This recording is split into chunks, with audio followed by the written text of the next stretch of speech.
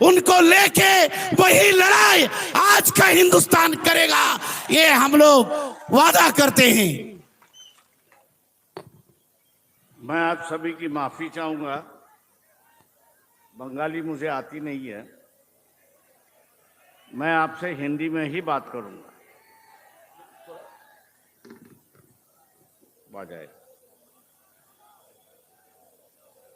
Indian secular front के और MLA Naushad Siddiqui जी, सम्मानित मंच, उपस्थित सभी भाइयों बहनों और प्रेस के पत्रकारगण, आज का जो दौर है, ये दौर मैं मान के चलता हूं कि एक चैलेंज का दौर है।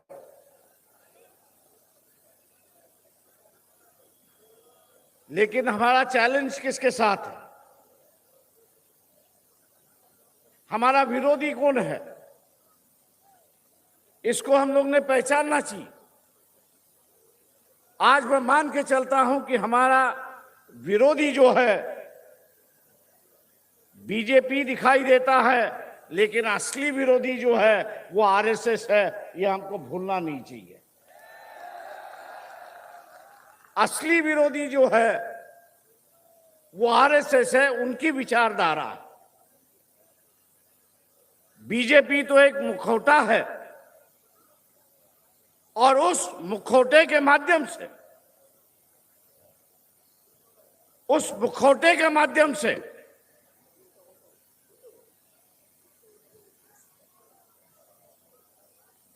इस मुखौटे के माध्यम से राज्यों की और केंद्र की सरकारें अपने कब्जे में ईवीएम के माध्यम से ले रहे हैं। ये ईवीएम जब तक हम लोग हटाते नहीं, ये ईवीएम जब तक हम लोग हटाते नहीं, तब तक ये लड़ाई कठिन है, ऐसा मैं मान के चलता हूं। और हम लोग को सतर्क रहना चाहिए, ऐसा मैं मानता हूं।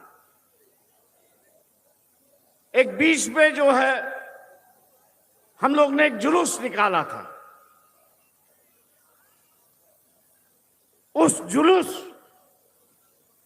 की जो डिमांड थी, जो मांग थी, वो यही था कि ये जो आरएसएस है,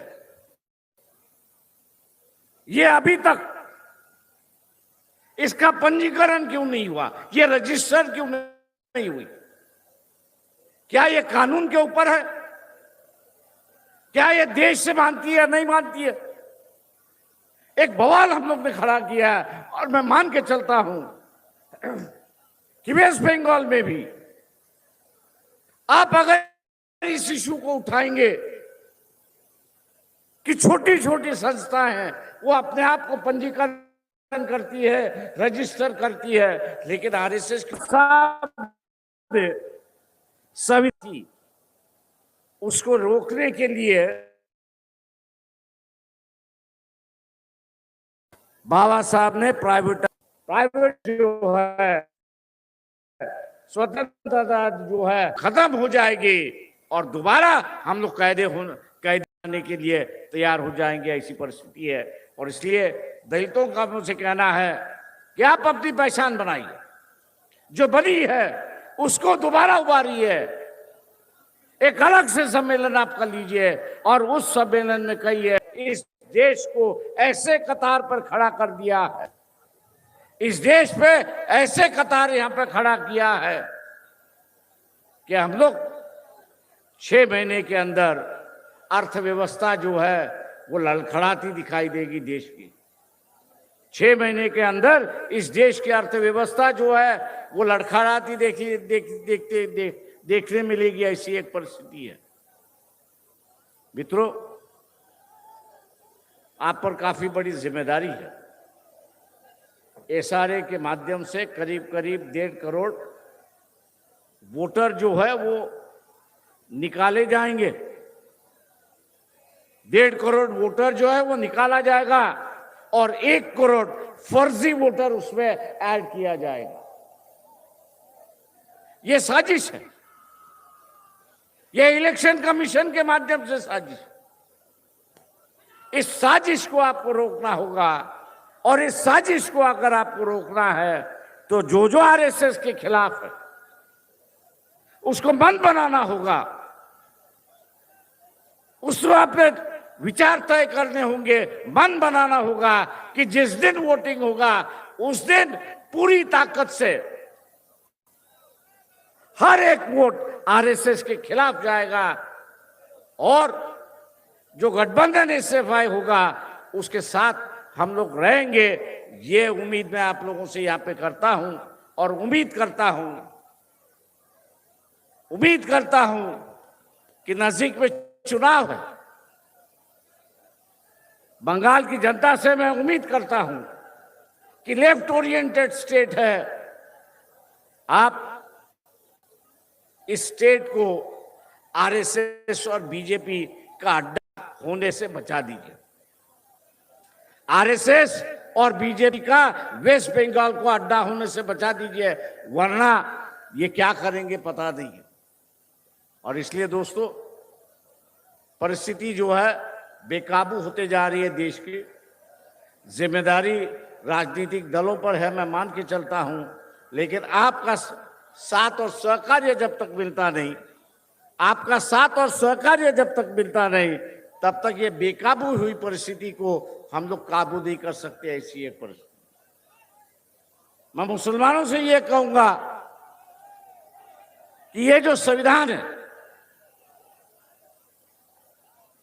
ये अमन पर संविधान है। यहां मुसलमानों को सत्ता में जाने की इजाजत है और अपना धर्म निभाने की भी इजाजत है। कोई रोक नहीं है, कोई ठोक नहीं है। इसलिए मुसलमान अगर इकट्ठा होकर ये आरएसएस से पूछता है कि भैया क्या वजह है कि आप ये संविधान बदलते हो, आप इकट्ठा होकर, मुसलमान अगर इकट्ठा होकर ये अगर पूछेगा आरएसएस से, भैया इस संविधान में क्या कमी है ये बताओ, आप ये संविधान बदलना क्यों चाहते हो, तो आरएसएस को जवाब देना होगा कि वो क्यों बदल रहे। मैं उम्मीद मुसलमानों से करता हूं कि वो इस सवाल को उठाएंगे और एक लंबी चर्चा इस देश में शुरुआत करेंगे और संविधान को हम लोग बचाएंगे।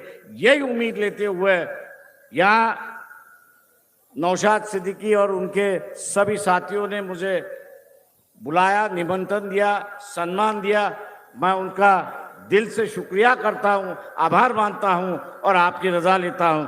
खुदा हाफिज।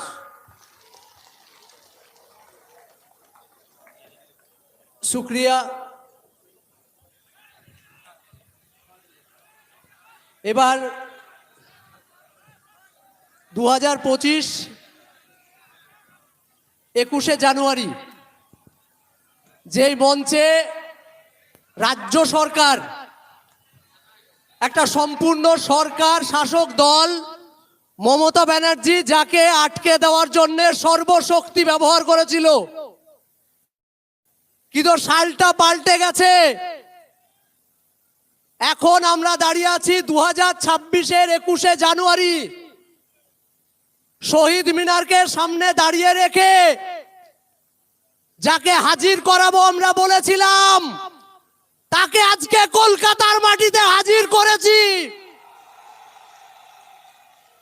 মঞ্চে দাঁড় করিয়ে রেখেছি। আমাদের বিধায়ক, আমাদের গর্ব, এই মঞ্চে দাঁড়িয়ে 2025-এ আসতে না দেওয়ার কারণে কান্না এসেছিল চোখে, আজকে আনন্দ অশ্রু আসছে, আজকে আনন্দে চোখে জল আসছে। আপনি পারেননি মমতা